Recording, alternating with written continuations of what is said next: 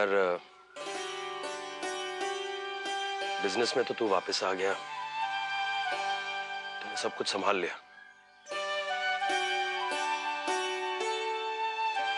अब घर भी वापस आ जा पुत्र, घर आ जा। नहीं चाचा जी, मेरा दिल गवारा नहीं करेगा। अब आप इसे मेरा घमंड समझे या सेल्फ रिस्पेक्ट, लेकिन मैंने पहली बार जिंदगी में कोई फैसला किया, मैं उसे निभाना चाहता हूं। अरे लेकिन पुत्र। चाचा जी प्लीज चल। करण एक बात बता, अगर दारजी खुद चलकर तेरे पास आए और तुझसे ये कहे कि पुत्र जो हो गया सो हो गया, सब कुछ भुला दे, अब घर वापस आ जा, तब तो तू आ जाएगा ना? मैं दारजी की जिद जानता हूं, कभी ऐसा नहीं करेंगे। हो गया तेरे बाजार का काम? हाँ हो गया, और मैंने आप लोगों को भी देख लिया। सरोजनी नगर मार्केट, आप लोग तो सरोजनी नगर मार्केट जाने वाले थे ना, फिर वहां क्या कर रहे थे? अगर आपको नहीं लेके जाना था तो कोई बात नहीं, आपने मुझे झूठ क्यों बोला? हाँ बोला था अंबाजी ने झूठ, मैंने कहा था इनसे झूठ बोलने के लिए। क्या कर लोगी? कोई जबरदस्ती है? अरे नहीं ले जाना चाहते थे हम तुम्हें साथ में, कितनी बार कहा है तुमसे मेरे मामलों से दूर रहा करो, लेकिन समझ में नहीं आता तुम्हारे। देख हेतल, मैं भी इस घर का हिस्सा हूँ, बाय गॉड। कोई कहने से किसी के घर का हिस्सा नहीं बन जाता मोना भाभी। तुम्हें इतनी भी समझ नहीं है कि हम सब अगर तुमसे कोई बात छुपा रहे हैं, इसका मतलब वो कोई घरेलू बात है, घर की बात है, हम तुम्हें नहीं बताना चाह रहे।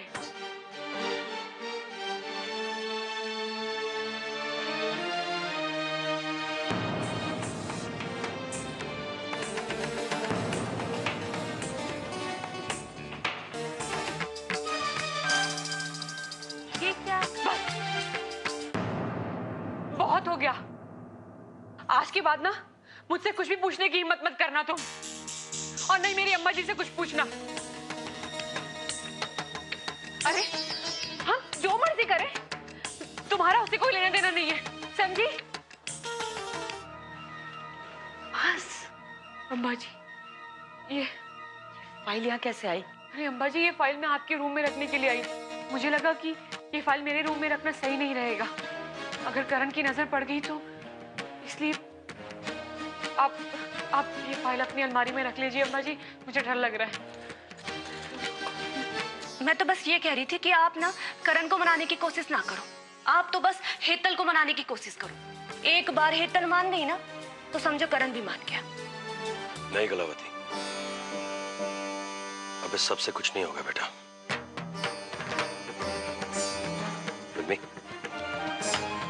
ये लड़ाई दारजी ने शुरू की है, और ये लड़ाई सिर्फ दारजी ही खत्म कर सकता है और कोई नहीं।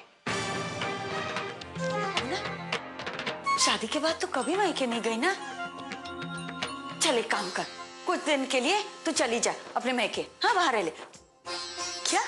मम्मी जी डैडी जी सबको बहुत अच्छा लगेगा, जा। क्यों? तो चली जाएगी, करण का क्या करूं?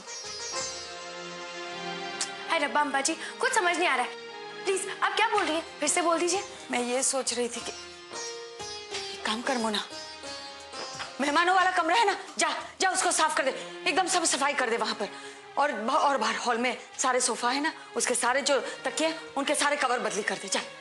हाँ तो वो चाबी दे दीजिए, मैं वो नए वाले कुशन कवर और नई वाली बेडशीट वो सब लगा देती हूँ। ये ले।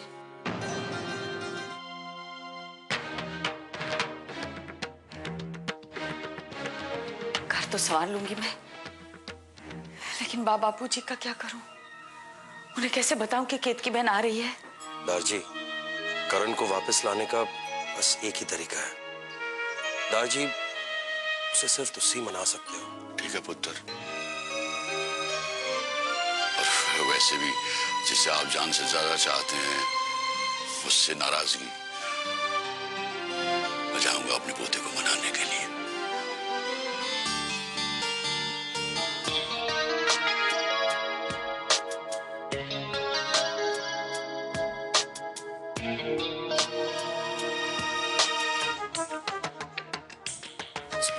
किसका नाम लिखा है? इसका मतलब ये दिल की रिपोर्ट से इधर माँ बनने वाली। माय गॉड, ये तो बड़ी अच्छी खबर है। अच्छा, तो ये बात छुपा रहे थे सब मुझसे। पर ये तो इतनी बड़ी खुशखबरी है, मुझसे क्यों छुपा रहे थे? अरे हाँ, हो सकता है हेतल ने ना करणवीर जी को सरप्राइज देना होगा, इसीलिए उसने ये बात सबसे छुपा के रखी हो। करणवीर जी को भी नहीं बताया होगा उसने।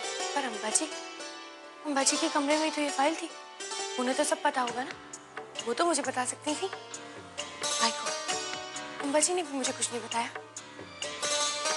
अरे मैं बुआ बनने वाली हूँ, मेरे करणवीर जी पापा। मुझसे इस तरह से पराया जैसा बर्ताव क्यों कर रहे हैं सब?